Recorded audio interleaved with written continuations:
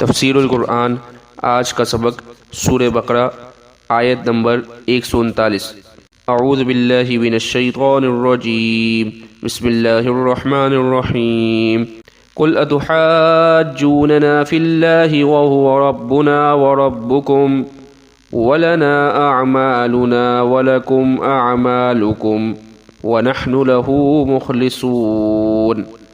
ترجمہ، آپ فرمائیے کیا تم ہم سے اللہ کے بارے میں حجت کرتے ہو، حالانکہ وہ ہمارا رب ہے اور تمہارا رب ہے، اور ہمارے لیے ہیں عمل ہمارے اور تمہارے لیے ہیں عمل تمہارے، اور ہم اللہ تعالیٰ کے لیے اخلاص والے ہیں۔ اللہ تعالیٰ ہمارا رب ہے اور تمہارا بھی رب ہے۔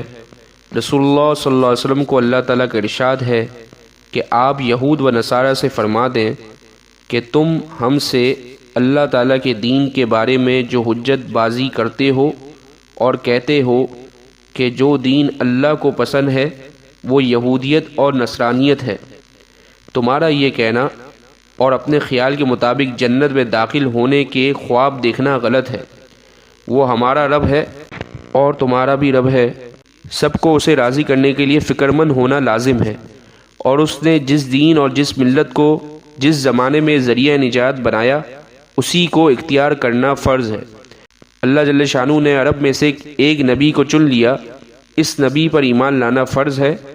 تم ایمان نہیں لاتے اور ہم سے جھگڑتے ہو، ہم سے جھگڑنا فضول ہے۔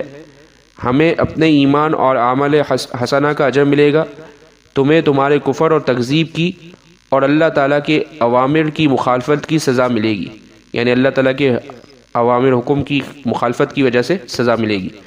ہم تو اللہ تعالیٰ کے لیے مخلص ہیں، اپنے اعمال کے ذریعے صرف اسی کی رضا چاہتے ہیں۔